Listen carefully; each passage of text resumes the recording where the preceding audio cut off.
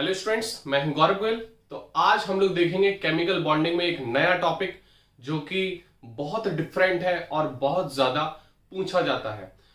एक दो क्वेश्चंस तो इसके आ ही जाते हैं मॉलिक्यूलर ऑर्बिटल थ्योरी से, जो आज का टॉपिक है, जिसको हम शॉर्ट फॉर्म में बोलते हैं एमओटी।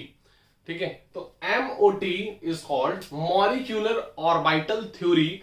मॉलिक्यूलर ऑर्बिटल का मतलब क्या है? बेसिकली कि एटम्स है, एटम्स जो है, एटम की ऑर्बिटल थी। अभी अभी हम पढ़ रहे थे एसपीडीएफ, एटम्स की ऑर्बिटल्स। अब जो एटम्स की ऑर्बिटल्स हैं वो कंबाइन हो रही हैं क्योंकि मॉलिक्यूल बन रहा है। एटम से जब मॉलिक्यूल्स बनेगा तो कंबाइन होगा तो एक नया ऑर्बिटल फॉर्म होगा जिसको बोलते हैं मॉलिक्यूलर ऑर्बिटल। और उसके बेसिस पे फिर चीजें अलग सामने आई। फिर जो इलेक्ट्रॉन था वो इलेक्ट्रॉन एटम के अंदर तो एक न्यूक्लियस में रिवॉल्व कर रहा था, एक न्यूक्लियस की सराउंडिंग मिल रही थी। जब वो एटम्स कंबाइन होकर मॉलिक्यूल बना रहे थे तब क्या हो रहा था कि जो इलेक्ट्रॉन्स हैं वो, अब अगर तीन एटम जुड़े हैं, जैसे हम अगर बात कर ले कि H2O, तो H2O में जो इलेक्ट्रॉन्स है उसमें लेकिन तीन न्यूक्लियस है, इलेक्ट्रॉन्स है और तीन न्यूक्लियस है। तो यहां पर कुछ इस तरीके से हमारा H2O बनता है, ये आपको पता है। तो ये जो इलेक्ट्रॉन है ये इसके भी न्यूक्लियस से अफेक्टेड है और ये इसके भी न्यूक्लियस से अफेक्टेड है। मतलब यहां पर एक इलेक्ट्रॉन कई न्यूक्लियस से अफेक्टेड रहता है मॉलिक्यूलर ऑर्बिटल में। तो इसको बोलते हैं मॉलिक्यूलर ऑर्बिटल। के बेसिस पे हमें चीजें यहां पता करनी है कि कैसे क्या चीजें होंगी। और ये थ्योरी बेसिकली बताती क्या है? जिस तरीके से एटम की ऑर्बिटल कंबाइन होंगी, जिस तरीके से कंबाइन होगी, जिसको बोलते हैं linear combination of atomic orbital, LCAO के तहत ये हमारी कंबाइन होगी और कॉम्बिनेशन के बाद ये शेप्ड और स्ट्रक्चर को बताएगा। क्लियर हो रही बात कि नहीं? यहां पर हम ये जो स्ट्रक्चर है यहां पर बेसिकली हमें बताता है कि बॉन्ड ऑर्डर क्या है, जो हम पढ़ चुके थे। बॉन्ड ऑर्डर किस तरीके से अफेक्ट करेगा, बॉन्ड की स्ट्रेंथ के बारे में इसमें डीपली हम जाएंगे। पैरामैग्नेटिक डायमैग्नेटिक नेचर को हम बहुत अच्छे से समझेंगे। मॉलिक्यूलर ऑर्बिटल थ्योरी के क्वेश्चंस इसी बेसिस पे आते हैं, ज्यादातर बॉन्ड ऑर्डर पूछते हैं इसमें। और पैरामैग्नेटिक है, डायमैग्नेटिक, ये मैग्नेटिक प्रॉपर्टी जो मैं बता चुका था आपको पिछले लेक्चर में, आपके प्रीवियस जो मैंने पढ़ाया था, ये सारी मैग्नेटिक प्रॉपर्टीज इसमें पैरामैग्नेटिक और डायमैग्नेटिक पूछते हैं। तो वो हम मॉलिक्यूलर ऑर्बिटल थ्योरी के बेसिस पे हम बताएंगे। सबसे पहले समझते हैं मॉलिक्यूलर ऑर्बिटल थ्योरी दी किसने है। मॉलिक्यूलर ऑर्बिटल थ्योरी दी थी 1932 में हुंड्स, एफ हंड ने और आरएस मुलिकन ने। किसने दी थी? एफ हंड ने और आरएस मुलिकन ने इन 1932 में। क्या बताया, उनके पोस्टुलेट्स क्या हैं, क्या क्या पॉइंट्स हैं, किस बेसिस पे मॉलिक्यूलर ऑर्बिटल थ्योरी को डिस्कस किया गया। देखो पहला पॉइंट क्या है, इस क्या बोलता है, electrons in a molecule are present in various molecular orbital. Electrons present in various molecular orbitals are electrons of atoms present in various atomic orbital. मतलब समझ में आ रही बात की नहीं? अगर मॉलिक्यूल की बात है तो इलेक्ट्रॉन्स प्रेजेंट है मॉलिक्यूलर ऑर्बिटल में, अलग अलग मॉलिक्यूलर ऑर्बिटल में। अगर इलेक्ट्रॉन्स एटम में होता तो वो अलग अलग एटॉमिक ऑर्बिटल में होता। तो यहां एटम की बात नहीं है। अगर अब मॉलिक्यूल बन गया तो मॉलिक्यूल में आप ये नहीं बोलोगे कि इलेक्ट्रॉन एटॉमिक ऑर्बिटल में है। अगर जब मॉलिक्यूल बन चुका है तो आप ये नहीं बोलोगे कि इलेक्ट्रॉन एस ऑर्बिटल में है कि इलेक्ट्रॉन पी ऑर्बिटल में है। अब मॉलिक्यूल की ऑर्बिटल आ गई है। यहां पर समझ में आ रही बात करें? यहां पर मॉलिक्यूल की ऑर्बिटल्स आ गई हैं। ये चीज मॉलिक्यूलर ऑर्बिटल थ्योरी ने एक्सप्लेन की। पहला पॉइंट क्लियर हो गया। सेकंड पॉइंट है atomic orbitals of comparable energy and proper symmetry combine to form molecule orbital. अगर एटम की ऑर्बिटल सिमेट्री अच्छी है और इनका कॉम्बिनेशन अच्छा हो रहा है तब वो मॉलिक्यूल की ऑर्बिटल को फॉर्म करेगा, वरना नहीं करेगा। ये ओवरलैपिंग के तहत होगा। Atomic orbital of comparable energy मतलब लगभग सेम एनर्जी की हो और प्रॉपर सिमेट्री हो, तभी वो मॉलिक्यूलर ऑर्बिटल फॉर्म करेगा। क्लियर हुई बात? थर्ड पॉइंट है electron influenced in atomic orbital by a nucleus. जो अगर अभी हमने जो सबसे पहला पॉइंट बताया था कि अगर एटम की बात है तो इलेक्ट्रॉन जो है वो न्यूक्लियस से अफेक्टेड है। लेकिन अगर मॉलिक्यूल की बात करें तो while electrons influence in molecular orbital by a nuclei, nuclei मतलब प्लूरल ऑफ न्यूक्लियस, मतलब कई सारे न्यूक्लियस हैं फिर मॉलिक्यूलर ऑर्बिटल में। ये चीज मॉलिक्यूलर ऑर्बिटल ने बताया। क्लियर हो रही बात की नहीं? अब हम अगर इसका फोर्थ पॉइंट देखें, फोर्थ पॉइंट क्या बोलते हैं, इसका नेक्स्ट पॉइंट बोलते हैं कि फोर्थ पॉइंट है the number of molecular orbital is equal to the combining of atomic orbital when two atomic orbital, यहां पर ए क्या है एटॉमिक ऑर्बिटल, एमओ क्या है मॉलिक्यूलर ऑर्बिटल, ये हम शॉर्ट फॉर्म यूज करेंगे। The number of molecular orbital is equal to the combining atomic orbital when two atomic orbital combine it form one bonding molecular orbital. ये ध्यान रखना है, मतलब मॉलिक्यूलर ऑर्बिटल एक बॉन्डिंग बनती है, एक anti bonding molecular orbital, BMO क्या है bonding molecular orbital, bonding molecular orbital. ये आपको शॉर्ट फॉर्म आपको पता होना चाहिए, समझ में आ रही बात की नहीं। और एबीएमओ क्या है, ABMO anti bonding molecular orbital, anti bonding molecular orbital. ये आपको बिल्कुल क्लियर होनी चाहिए। एओ एटॉमिक ऑर्बिटल और एमओ मॉलिक्यूलर ऑर्बिटल। तो अगर दो एटॉमिक ऑर्बिटल कंबाइन हो रही है तो उसमें एक मॉलिक्यूल की बॉन्डिंग ऑर्बिटल बनेगी, मतलब बॉन्डिंग मॉलिक्यूलर ऑर्बिटल, एक बनेगी एंटी बॉन्डिंग मॉलिक्यूलर ऑर्बिटल। इतनी बात समझ में आ रही। नेक्स्ट लास्ट पॉइंट है shapes of molecular orbital depends upon the shapes of the combining या कॉम्बिनेशन ऑफ एटॉमिक ऑर्बिटल, मतलब जैसे एटॉमिक ऑर्बिटल कॉम्बाइन करेगी, जिस तरीके से शेप लेगी, उसी को वो मॉलिक्यूलर ऑर्बिटल का शेप डिसाइड करती है। इतनी बात आपको समझ में आ गई होगी। ये हमारे मेन पोस्टुलेट्स थे हमारे मॉलिक्यूलर ऑर्बिटल थ्योरी के। अब हम समझेंगे आगे कि बेसिकली जो एटॉमिक ऑर्बिटल होती है वो किस तरीके से कंबाइन होकर मॉलिक्यूल की ऑर्बिटल फॉर्म करती है, ये चीज हमें समझनी है यहां पर। अब हम देखेंगे कि किस तरीके से एटॉमिक ऑर्बिटल हमारी कंबाइन हो रही है और किस तरीके से वो मॉलिक्यूलर ऑर्बिटल बनाती है, उनके कुछ रूल्स और हम देख लेते हैं यहां पर। Now we see the conditions for the combinations of the atomic orbital, मतलब क्या कंडीशंस हैं कि एटॉमिक ऑर्बिटल्स हमारी कंबाइन हो रही हैं, वो कंडीशंस कौन कौन सी हैं। वो कंडीशंस हैं, पहली कंडीशन है the combining of atomic orbital must have the same और नियरली द सेम एनर्जी, मतलब लगभग सेम एनर्जी हो या नियरली टू सेम एनर्जी हो। इतनी बात आपको समझनी है कि एनर्जी का डिफरेंस ज्यादा नहीं होना चाहिए। क्लियर हो रही बात कि नहीं। सेकेंड पॉइंट है the combining of atomic orbital must have the same symmetry, मतलब the combining atomic orbital must have the same symmetry, मतलब सिमेट्री भी है तो वो लगभग सेम होनी चाहिए अबाउट टू मॉलिक्यूलर एक्सिस, जिस एक्सिस पे हमारा ओवरलैपिंग हो रही है, जिस एक्सिस पे हमारी बॉन्डिंग फॉर्म हो रही है एटम्स के बीच में, तो यहां पर वो चीज हमें देखनी पड़ेगी। थर्ड पॉइंट है the combining atomic orbital must have the overlap to maximum extent, ज्यादा से ज्यादा अगर ओवरलैपिंग अगर हो पा रही है दोनों एटॉमिक ऑर्बिटल्स के बीच में, तो वहां पर एक स्टेबल मॉलिक्यूलर ऑर्बिटल बनेगी या फिर एक स्ट्रॉन्ग मॉलिक्यूलर ऑर्बिटल बनेगी। समझ में आ रही बात की नहीं।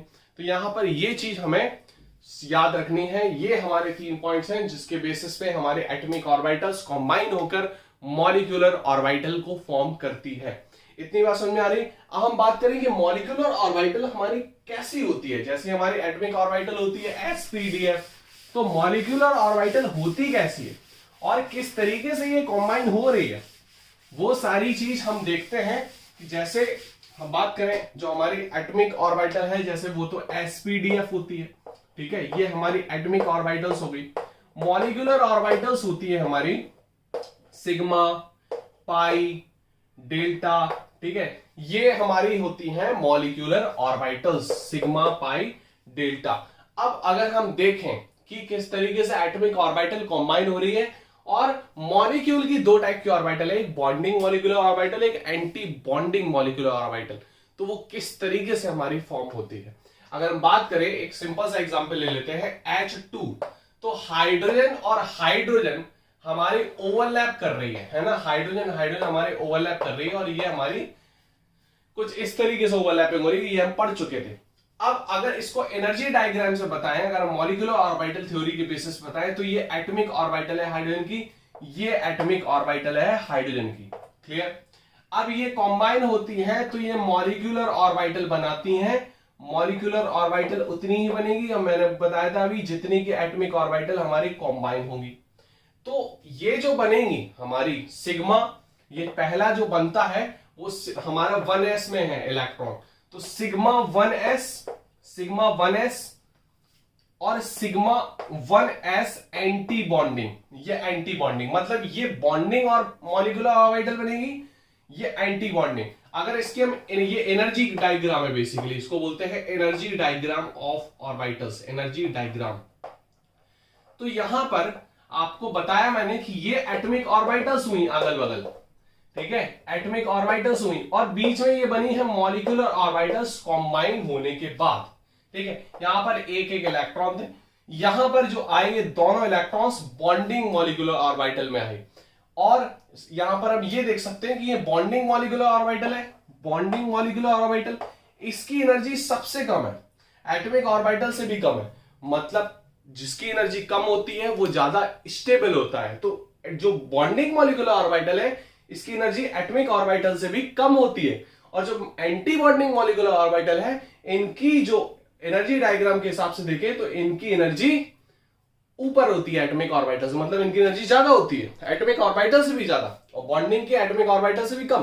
तो मतलब जिसकी एनर्जी ज्यादा होती है वो अनस्टेबल होता है, उतना ही अनस्टेबल होता है। तो अगर हम स्टेबिलिटी की बात करें यहां पर स्टेबिलिटी की, कि स्टेबिलिटी कौन ज्यादा है, तो बॉन्डिंग मॉलिक्यूलर ऑर्बिटल सबसे ज्यादा है, then anti bonding anti atomic orbital, then anti bonding molecular orbital.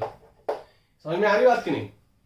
तो अगर हम इसकी इस टाइप के बेसिस पे बात करें, क्लियर हो रही बात? तो बॉन्डिंग मॉलिक्यूलर ऑर्बिटल की स्टेबिलिटी सबसे ज्यादा होती है, then anti bond atomic orbital की, then anti bonding molecular orbital की। इतनी बात आपको समझ में आई? ये है energy diagram of hydrogen molecule. लिख सकते हो energy diagram of hydrogen molecule, diagram of hydrogen molecule, H2 molecule. तो ये यहां से आपको सिंपली क्लियर हो गया होगा किस तरीके से हमारी एटॉमिक ऑर्बिटल कंबाइन हो रही है और किस तरीके से मॉलिक्यूलर ऑर्बिटल को फॉर्म कर रही हैं। अभी हम सारा एनर्जी डायग्राम देखेंगे, इसको फटाफट आप नोट करो, फिर हम देखते हैं आगे।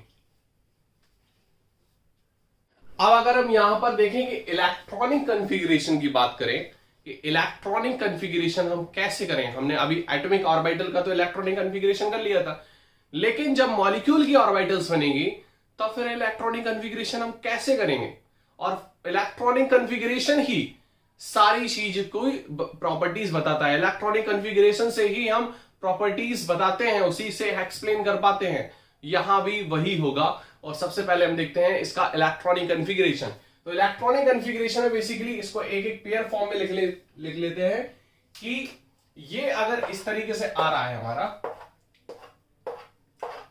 ठीक है, तो इस तरीके से हम लिख ले रहे हैं, देखो इधर पे। तो अभी हमें सिग्मा और पाई मॉलिक्यूलर ऑर्बिटल का यूज होगा, और ये इलेक्ट्रॉनिक कॉन्फ़िगरेशन है लेस देन 14, मतलब इलेक्ट्रॉन कितने हो, लेस देन 14 हो या इक्वल टू 14 हो। यहां पर इलेक्ट्रॉनिक कॉन्फ़िगरेशन है इलेक्ट्रॉन हमारा कितने हो, ग्रेटर देन 14 हो, ग्रेटर देन 14 में चलेगा। ये समझ में आ रही बात कि नहीं, ग्रेटर देन 14 में। तो यहां पर देख लो कि 1s, पहली तो 1s ऑर्बिटल, तो उसकी एंटी बॉन्डिंग में होगी, अभी हमने हाइड्रोजन में बताया था, तो बॉन्डिंग और एंटी बॉन्डिंग, इतनी बात क्लियर होगी। फिर हम बात करेंगे 2s में आएगा, 2s जैसे हमने देखा था, 2s की बॉन्डिंग और एंटी बॉन्डिंग, इतनी सी बात क्लियर होगी। फिर p की हमारी 3 ऑर्बिटल्स थी, p की हमारी कितनी ऑर्बिटल्स थी, 3, तो px py pz, तो px और py को हमने बराबर कर दिया बॉन्डिंग में। फिर बॉन्डिंग में हमने z ले लिया अलग, क्योंकि x y एक प्लेन में ले लिया और z ले लिया। फिर उसकी anti bonding same as it is, ये लेस देन इक्वल टू 14 तक है। क्लियर हो रही बात की नहीं? अब अगर ग्रेटर देन 14 आ गया तो सेम रहेगा ये कॉन्सेप्ट, इतना कॉन्सेप्ट सेम रहेगा, लेकिन जो 2pz है वो इससे पहले आ जाएगा। बस 2pz जो है, 2pz का कॉन्फ़िगरेशन वो इससे पहले यहां पर आ गया। बस इतना सा चेंज देखना है और बाकी सब कुछ सेम रहेगा। इतनी बात समझ में आ रही है आपको? इतनी बात आपको समझनी है। ये 1s bonding anti bonding, 2s bonding anti bonding, और एक्स वाई ये हमारी पाई हो गई, और ये सिग्मा जेड। अकेली आएगी तो सिग्मा आएगी, और दो आएंगे अगर साथ में, मतलब बॉन्डिंग अगर बना रही है हमारी लेटर वाली तो पाई बॉन्डिंग होती, तो पाई ऑर्बिटल्स हमारी यहां पर आ जाएंगी। इतनी बात समझ में हो रही? तो इसको फटाफट आप नोट कर लो, फिर हम जाते हैं आंसर्स पे, इस पे कैसे हम सॉल्व करें, कैसे हम क्वेश्चंस करें इससे। फटाफट आप नोट करो, फिर हम क्वेश्चंस ही क्वेश्चंस देखते हैं इसके। अब अगर हम देखें यहां पर, अब अगर हम देखें कि इसका हम कैसे करें, कैसे भरें चीजें, अगर हम बात करें यहां पर, अभी हमने देखा था H2 की हम बात करते हैं, सिंपल H2। तो H2 में हमने क्या भरा था, हमारी जो मॉलिक्यूलर ऑर्बिटल थी वो हमारी क्या बनी थी, सिग्मा 1s, ठीक है, बॉन्डिंग तो हमारी सिग्मा 1s2 हो गई, खत्म। इसमें दो इलेक्ट्रॉन होते हैं, एक हाइड्रोजन में एक, तो सिग्मा 1s2 हो गया हमारा, सिंपल। क्लियर हो रही बात की नहीं? ये हमारा हो गया मॉलिक्यूलर ऑर्बिटल की इलेक्ट्रॉनिक कन्फिगरेशन। इलेक्ट्रॉनिक कन्फिगरेशन, इतनी बात समझ में आ गई, इतनी बात समझ में आ गई होगी आपको। अगर यहीं पर अगर हम बात करें किसकी, अगर हम यहीं पर बात करें नाइट्रोजन की, किसकी बात करें, नाइट्रोजन की। इतना नाइट्रोजन हमारा 14 इलेक्ट्रॉन तक होगा, एक नाइट्रोजन में 7 होते हैं, तो इक्वल टू 14 हमने अभी देखा था। तो इसका इलेक्ट्रॉनिक कन्फिगरेशन कैसे करेंगे, सिग्मा 1s2, क्लियर, और sigma 1s2 anti bonding, 4 electron हो गए। फिर क्या बोला था, सिग्मा, हमने क्या बोला था, सिग्मा 2s2, क्लियर हो रही बात की नहीं, फिर सिग्मा 2s2 एंटी बॉन्डिंग। इतनी बात समझ में आ रही है आपको, कि नहीं आ रही? फिर हमने क्या बोला था, पाई वाला लिया था, 14 तक तो पाई था, फिर pi 2px is equal to pi 2py। इतनी बात समझ में आई, इतनी बात समझ में आई कि नहीं आई? तो यहां पर 2 इलेक्ट्रॉन, यहां पर 2 इलेक्ट्रॉन, इतनी बात आई समझ में? तो 2 2 4 2 6 2 8 2 10 2 12 और 2pz, हमारा 2pz भी आएगा। तो 2pz ये सिग्मा वाला था, तो ये हमारा बॉन्डिंग है। इतनी बात समझ में आ रही? तो अब देखो, अब हम इससे निकालेंगे क्या क्या, इसमें 2 इलेक्ट्रॉन हो गए, अब निकालेंगे क्या क्या, हमें निकालना है कि अगर इलेक्ट्रॉन अनपेयर्ड है, इलेक्ट्रॉन अनपेयर्ड, इलेक्ट्रॉन अगर अनपेयर्ड है, अनपेयर्ड समझ गए ना, सिंगल इलेक्ट्रॉन है, पेयर्ड नहीं है, तो वो हमारा पैरामैग्नेटिक होता है। वो हमारा क्या होता है, पैरामैग्नेटिक होता है, ठीक है। पैरामैग्नेटिक डायमैग्नेटिक में समझा चुका हूं पिछले लेक्चर में, आप जाके देख सकते हैं, ठीक है। जिसमें मैग्नेटिक प्रॉपर्टीज होती है थोड़ी सी वो पैरामैग्नेटिक, जिसमें नहीं होती वो डायमैग्नेटिक, इतना समझ लो बस। अब इलेक्ट्रॉन अगर हमारा पेयर्ड है, इलेक्ट्रॉन पेयर्ड, अगर इलेक्ट्रॉन हमारे यहां पर पेयर्ड है तो यहां पर ये हो जाएगा डायामैग्नेटिक। क्या हो जाएगा, ये डायामैग्नेटिक। इतनी बात हमें यहां पर समझनी है। तो ये तो हो गया हमारा इतना। अब यहां से हम दूसरी चीज और निकाल सकते हैं, that is bond order. Bond order, bond order क्या होता है, बॉन्ड स्ट्रेंथ, बॉन्ड की ताकत भी बताता है, बॉन्ड स्ट्रेंथ भी बोल सकते हो, बॉन्ड स्ट्रेंथ। इतनी बात समझ में आई कि नहीं आई, क्लियर हो रही बात कि नहीं? तो बॉन्ड ऑर्डर, बॉन्ड स्ट्रेंथ। अब देखो ये कैसे निकालेंगे हम बॉन्ड ऑर्डर, बॉन्ड ऑर्डर निकालते हैं bonding molecular orbital minus anti bonding molecular orbital by 2, bonding molecular orbital और anti bonding molecular orbital by 2, इसको निकालते हैं हम बॉन्ड ऑर्डर। इतनी बात आपको समझ में आई कि नहीं आई? इतनी बात आपको समझ में आई? अब देखो यहां पर हम कैसे निकालेंगे, ये बॉन्डिंग है, बॉन्डिंग वाले देखते हैं, 2 2 4 2 6 2 8 2 10, ठीक। तो बॉन्डिंग मॉलिक्यूलर ऑर्बिटल हमें कैसे निकालेंगे, बॉन्ड ऑर्डर ऑफ N2 कैसे निकालेंगे, 2 2 4 2 6 2 8 2 10, 10 इलेक्ट्रॉन माइनस 2 2 4 एंटी बॉन्डिंग का हमने माइनस कर दिया अपॉन 2, तो कितना हो गया 6 अपॉन 2, कितना हो गया 3। मतलब आप समझ गए हो ना, सीधे सीधे ट्रिपल बॉन्ड बनेगा, दैट्स इट। समझ में आ रही बात कि नहीं? सिंपल, एक बार फिर से समझो, electronic configuration less than equal to 14 का ये वाला है, सिग्मा 1s2 एंटी बॉन्डिंग, फिर बॉन्डिंग 2s2, फिर एंटी बॉन्डिंग, फिर ये वाला, फिर ये वाला xy z, क्लियर। xy हमारा साथ में है, पेयर्ड होता है, तो ये पाई हो गया, ये हमारा सिग्मा बनता है। इतनी बात आपको समझ में आ गई होगी, ठीक है। अब हमें देखना है, हमने बताया कि इलेक्ट्रॉन अगर अनपेयर्ड है तो हमारा पैरामैग्नेटिक, इलेक्ट्रॉन हमारा पेयर्ड है तो डायामैग्नेटिक। इतनी बात समझ में आई। अगर यहां पर हम एक चीज बता दें, अगर इसके बाद जैसे 1 2 3 4 5 6 7 8 10 इलेक्ट्रॉन का अगर होता तो 1 2 3 4 5 6 7 8 इसमें एक एक आता, ठीक है, पाउली एक्सक्लूजन प्रिंसिपल भरते, इसमें अकेला 2 नहीं आ जाता, इसमें 0 नहीं भरते। इसमें आप अगर 2 इलेक्ट्रॉन भरने हैं तो पहले इसमें एक, फिर इसमें एक, फिर इसमें एक, फिर इसमें एक, इस तरीके से भरना है आपको।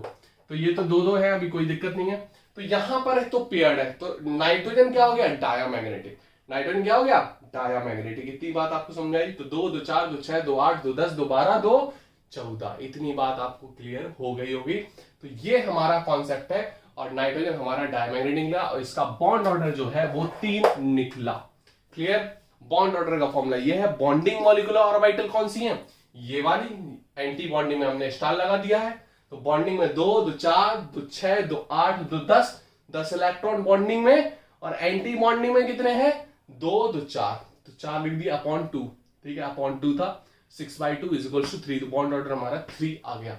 सो फटाफट आप नोट कर सकते हो। फिर हम देखेंगे ऑक्सीजन का। ऑक्सीजन में देखो क्या होता है। ऑक्सीजन में हम देखेंगे किस तरीके से हम भरते हैं इलेक्ट्रॉन्स। अब अगर हम इलेक्ट्रॉन्स, हम ऑक्सीजन की बात करें, यहां पर ऑक्सीजन हमारा क्या होगा, ऑक्सीजन की बात कर ले तो ऑक्सीजन हमारा क्या होता है, O2 हमारा ग्रेटर देन 14 आएगा। ये तो ग्रेटर देन 14 में मैंने क्या बताया था कि 2pZ हमारा पहले आ जाएगा। 2pZ क्या आ जाएगा पहले, 2pZ क्या हो गया पहले, तो सिग्मा 1s2 इसको हटा दो, ठीक है, 2 2, ठीक, और फिर हमारा सिग्मा 2pZ पहले आएगा, ये 2 कर दिया हमने, 2 2 4 2 6 2 8, क्लियर, 2 10। अब इसमें क्या करोगे आप, पाई 2px और पाई 2py, तो 2 2 इलेक्ट्रॉन भर दिए, कितने हो गए, 2 2 4 2 6 2 8 2 10 2 12 2 14। और अब इसके बाद क्या बताया था मैंने, पाई 2px पाई 2py, ये साथ में रहता है।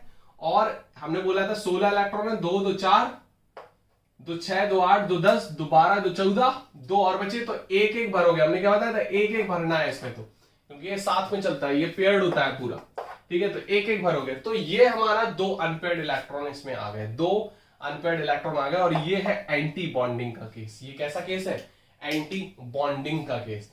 अब पहले तो हम बॉन्ड ऑर्डर निकालते हैं। बॉन्ड ऑर्डर कैसे निकालते हैं, बोलो, बॉन्डिंग मॉलिक्यूलर ऑर्बिटल करेंगे हम, bonding molecular orbital minus anti bonding molecular orbital by 2 कर देंगे। बाई क्या कर देंगे, 2 कर देंगे। तो अब इधर समझो बॉन्डिंग मॉलिक्यूलर ऑर्बिटल कितनी है, 2 2 4 2 6 2 8 2 10 10 10 कर दो बस। अब एंटी बॉन्डिंग कितनी है, 2 2 4 2 6 अपॉन 2, कितना आ गया, 4/2, कितना हो गया 2, कितना हो गया ये 2। तो आपको पता है कि डबल बॉन्ड बनता है ऑक्सीजन में, बनता है, लेकिन एक चीज है, ये अनपेयर्ड इलेक्ट्रॉन है, तो ऑक्सीजन हमारा कैसा होता है, पैरामैग्नेटिक होता है। कैसा होता है ये, पैरामैग्नेटिक होता है। इतनी बात आपको समझ में आ गई। तो इस तरीके से आपको भरना है। हम आपको एक ट्रिक भी बता सकते हैं कि कैसे हमें चीजें और अच्छे से हैंडल करनी है। यहां पर पहले हम समझते हैं, अगर यहां आपसे पूछ लिया जाए कि बॉन्ड स्ट्रेंथ किसकी ज्यादा है, बॉन्ड स्ट्रेंथ किसकी कम है, तो आपको एक चीज बता दें कि जो बॉन्ड ऑर्डर है, bond order is directly proportional to bond strength, is directly proportional to bond strength. शायद हमने पहले लेक्चर में नहीं बताया, तो यहां हम जरूर बता दे रहे। क्लियर हो रही बात कि नहीं, समझ में आ रही बात कि नहीं। और inversely proportional to bond length, अगर बॉन्ड ऑर्डर ज्यादा हुआ तो बॉन्ड लेंथ उसकी छोटी होगी। समझ में आए, इनवर्सली प्रोपोर्शनल है ये, क्या है ये, इनवर्सली प्रोपोर्शनल। इतनी बात आपको समझ में आ रही कि नहीं आ रही, बोलो, इतनी बात समझ में आ रही। अब यहीं पर अगर आपसे क्वेश्चन पूछ लिया जाए कि हमें बॉन्ड ऑर्डर बताओ किसका ज्यादा है, Cn नेगेटिव का, Cn नेगेटिव का, ठीक है, या NO प्लस का, या NO का, किसका बॉन्ड ऑर्डर ज्यादा है? पहला, दूसरा और तीसरा, ये 3 आपको क्वेश्चन दे दिए है। पहला, दूसरा और तीसरा, ये दूसरा है, ये तीसरा है, समझ में आ रही बात कि नहीं? और ये पहला है। इतनी बात समझ में आ रही? अब देखो आप भरोगे, इसमें कितने इलेक्ट्रॉन्स है बोलो? इसमें कितने हैं?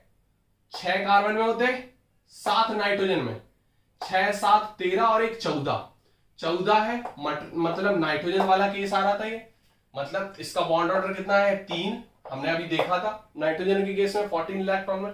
इसका देख लो 7 होता है, और इसका कितना होता है? ऑक्सीजन का 8, 7 8 कितने होते हैं? 15, लेकिन एक इलेक्ट्रॉन निकल गया, तो इसका भी 14। तो यहां पर भी हमारा 3 बॉन्ड ऑर्डर आएगा। बोलो बात समझ में आ रही कि नहीं आ रही? क्लियर हो रही बात कि नहीं? अब यहां पर अगर हम देखें कि N और O में हमारा इसका तो सीधे सीधे 15 आ रहा, ठीक है। तो हमने बताया था कि जैसे इलेक्ट्रॉन बढ़ गया, इसका हमारा कुछ 2.5 लगभग होगा इसका बॉन्ड ऑर्डर। क्लियर? 2.5। यहां पर बॉन्ड ऑर्डर फंस गया है, यहां पर बॉन्ड ऑर्डर फंस गया दोनों का, और दोनों का बॉन्ड ऑर्डर लगभग कितना आ रहा है? 3 आ रहा है। बॉन्ड ऑर्डर दोनों का कितना आ रहा है? 3 आ रहा है। इतनी बात समझ में आ गई? तो इस तरीके से आप निकाल सकते हो यहां पर बॉन्ड ऑर्डर और बॉन्ड स्ट्रेंथ। तो यहां पर बॉन्ड स्ट्रेंथ दोनों की यहां पर 3 बनेगा, यहां पर भी 3 बनेगा। इतनी बात समझ में आ रही? फटाफट आप नोट करो। यहां पर हम देखते हैं 2 क्वेश्चन में। यहां पर पहला क्वेश्चन है कि डायमैग्नेटिक कौन सी स्पीसीज है, ये देखना है। तो पहला है carbon monoxide, boron, NO, nitrogen monoxide और ऑक्सीजन। तो यहां पर हम देख चुके थे कि ये तो हमारा पैरामैग्नेटिक, अभी हम देख चुके हैं O2, ठीक है, उसको निकाल भी चुके हैं, ठीक है। 16 इलेक्ट्रॉन है इसमें, ये हम देख चुके हैं। अब यहां पर देखो कि हमारा कितने इलेक्ट्रॉन है कार्बन में? 6 8 6 14, ये हम देख चुके हैं। ये हमारा कैसा है? पैरामैग्नेटिक। ये हमारा कैसा है? ये हमारा डायमैग्नेटिक है। कैसा है ये? डायमैग्नेटिक। 14 इलेक्ट्रॉन निकल रहे थे ना, तो ये कैसा है? डायमैग्नेटिक। ये हम देख चुके हैं पहले। बोरॉन में हमारा कितना है? अगर हम देखें तो एक हमारा कितना होता है?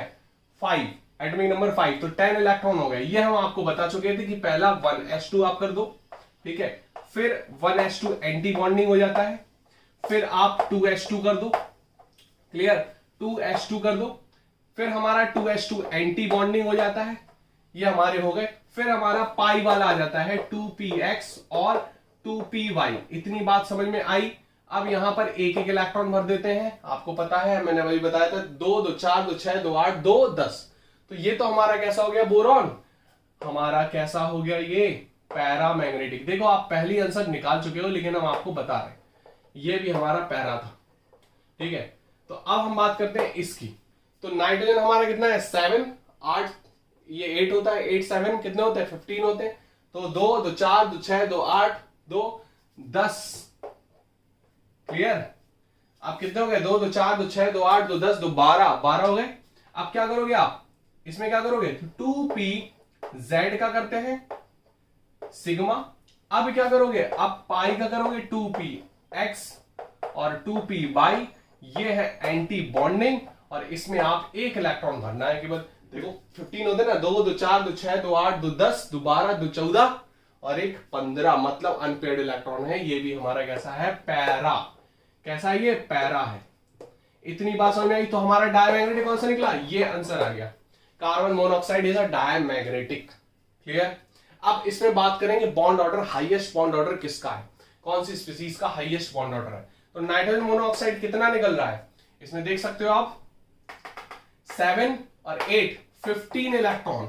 15 इलेक्ट्रॉन के लिए 2.5 अभी हमने देखा था बॉन्ड ऑर्डर, ठीक है। इसके लिए हमारा 3 बॉन्ड ऑर्डर देखा था, ठीक है। ये भी हमारा कितना हो गया? 6 और 6 12। इसका बॉन्ड ऑर्डर तो और कम आ गया। समझ में आ रही बात कि नहीं? देख लो बॉन्ड ऑर्डर कैसे निकालोगे 12 का। 2 2 4 2 6 2 8 2 10 2 12, यहीं पर खत्म है चीजें, यहीं पर, यहां पर खत्म हो गई चीजें, ठीक है। तो अब देखो बॉन्डिंग कितनी है? 2 2 4 2 6 2 8 8 माइनस एंटी बॉन्डिंग कितनी है? 2 2 4 अपॉन 2, कितना हो गया? 4 अपॉन 2 मतलब 2। तो इसका बॉन्ड ऑर्डर कितना हो गया? 2। इसका कितना निकला? 2। अब इसका कितना है? 15 आएगा, ये 6 नहीं 13 है। 13 इलेक्ट्रॉन के लिए क्या आएगा? एक इलेक्ट्रॉन यहां भी आ गया, मतलब बॉन्डिंग में आप 9 कर दो, 9 कर दो तो यहां पर 2.5 आ जाएगा, तो यहां पर 2.5 आ जाएगा। इतनी बात समझ में आ गई। सबसे ज्यादा बॉन्ड ऑर्डर किसका है? Cn नेगेटिव का। कितना? 3 बॉन्ड ऑर्डर है इसका। क्लियर हो रही बात की नहीं? तो इस तरीके से क्वेश्चंस आपको आएंगे, इस तरीके से क्वेश्चंस आपको करने होंगे। और अगर आप कोई दिक्कत है आगे तो हम देखेंगे, आगे और भी एग्जाम्पल हमें देखना है। यहां तक हमने चैप्टर इसको, इस टॉपिक को यहीं खत्म करते हैं। आगे हम देखते हैं इसका एक्सटेंडेड फॉर्म। जो भी क्वेश्चंस हैं एनसीईआरटी की सबसे पहले सॉल्व करो, और इसी टाइप के क्वेश्चंस हम देखेंगे और भी आगे।